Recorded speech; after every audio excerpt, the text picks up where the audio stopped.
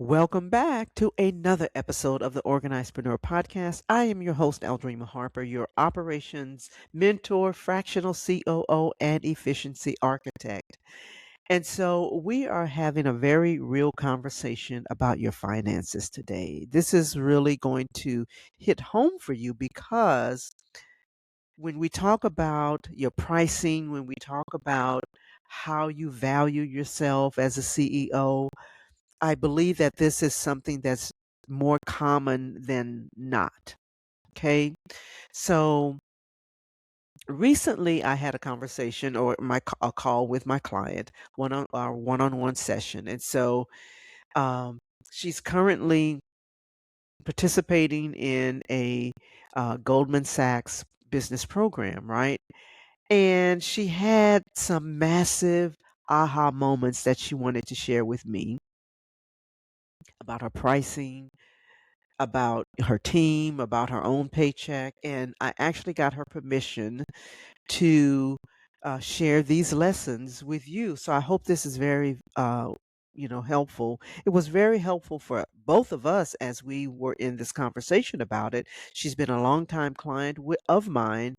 She actually launched her business after going through a decluttering challenge about 3 years ago, and she launched a business. It was not her intention, but she launched her business.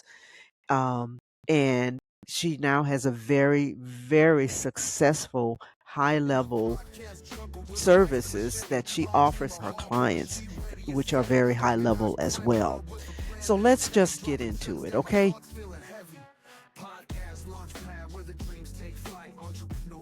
So we're often taught that we need a beautifully designed, complex pricing tier to land high level clients. Well, guess what? That is not always the case, right?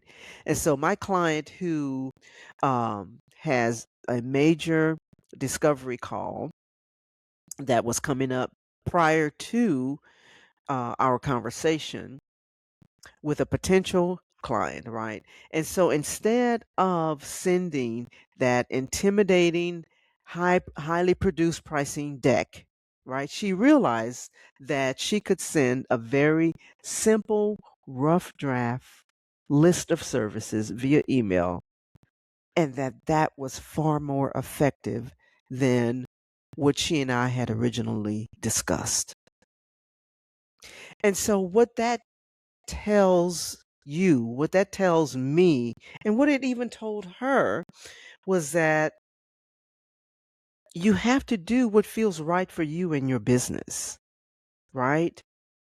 And so sending out that rough draft list of services for her was far more effective. It felt less intimidating. It felt less intimidating to the prospect, and it opened the door for a real conversation that she actually ended up having rather than a rigid menu. And so that is the lesson from that. Number one is that do what feels natural for you to do. You don't have to stick to some rigid, type of checklist, or if it doesn't feel right for you, do what feels right and natural for you and not forced. That is the lesson. So the second thing, so there's a few lessons that I'm going to share with you. So that was the first thing, right? So the next thing was that she actually had a very sobering conversation with her tax preparer. This is really going to be helpful for all that's listening to this episode. And so she had a very sobering conversation with her tax preparer. Her tax preparer actually pointed out a massive, massive flaw in her operations. The fact that she was paying herself less than what she was paying her staff. She was paying herself too little. And she told me, she said, that was an eye opener.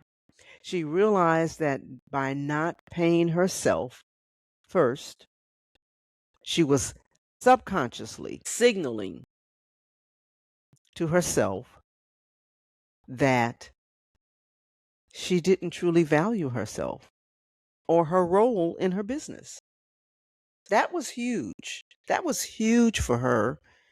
And I know that that could potentially be something huge for you if you have a staff, because a lot of times we don't realize that we are subconsciously devaluing ourselves. It's a signal that we are devaluing ourselves and our role in terms of what we do.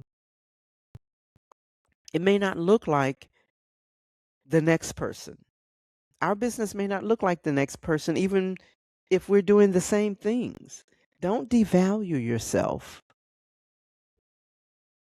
And so she actually used AI, because she and I always talk about, some operations, some things that she needs to use in her business. She used AI to map out a better financial structure. And the golden rule is pay yourself. Pay yourself first, then allocate the tasks, or allocate for taxes, excuse me, and fund your operations expenses. So let me say that one more time. Pay yourself, allocate for taxes, and then fund your operational expenses, which includes the team pay. And so, as your operations mentor, I also highly recommend you asking your accountant whether it is more beneficial for your specific business to structure to pay yourself as a W 2 or as a 1099 operator or contractor, right? Because this is the disclaimer: I am not a tax professional. Okay, that's the disclaimer. And so you would definitely want to seek out your tax professional first, right? But in that whole conversation, I'm so excited for her that she realized that she doesn't have to devalue herself and her role as a business owner. And so it's always going to show up somewhere, whether it's how you pay yourself or how you are um, structuring your business or your pricing. It's going to show up somewhere if you are devaluing yourself. This is a very, very important lesson here. And so, if you're listening or watching this episode, I do highly recommend that you would seek a professional tax advisor and structure your business accordingly. Okay? All right. So, valuing yourself and your paycheck is the second lesson. All right? Here's the last lesson. So, you cannot scale by doing it all yourself. My client is currently hiring a marketing contractor to fill in the gaps. She realized that she doesn't have those skill sets, and she didn't have anyone on her team that had those particular skill sets, right? Specifically in marketing communications. So she's intentionally building what she calls a Swiss Army knife team, a lean group of people who can carry the exact tools and the skills that she lacks. This was massive for her. I'm so glad that she gave me permission to share this with you all, because I believe that it will resonate. Some of these things will absolutely resonate with you.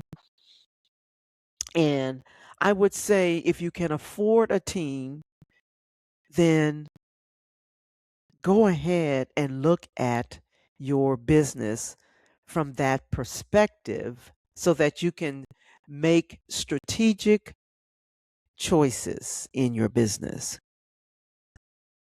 You don't have to start out that way, right? But you can plan for it. She made a strategic choice.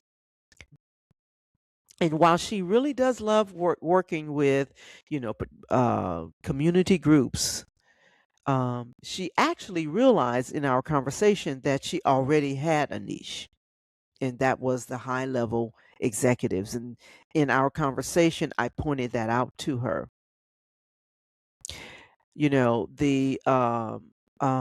She's focusing her energy. The fact that she's focusing her energy on those executive level clients is going to really pay off for her because they can pay the highest rates, and that's going to sustain her business. So I hope this was very helpful for you. If your operations is a mess, whether you are a service based entrepreneur, whether you're a podcaster, and your operations are lacking, if you're frustrated with the rising cost of softwares, like one of the questions that my client also had was about QuickBooks, and a lot of people use it. I'm not saying that you should or you shouldn't. I'm not recommending one or the other. But what I am saying is that you should always look for alternatives and simplify your operations. Okay? Stop trying to untangle all of this alone because it can be overwhelming. Podcasting has a lot of moving parts. Service-based businesses have a lot of moving parts. And so, if that's you and you're listening and anything that I've said resonated with you, then I invite you to a call with me. We can do a simple operation audit, and which is all designed to help you to get your business and your podcast running decently and in order.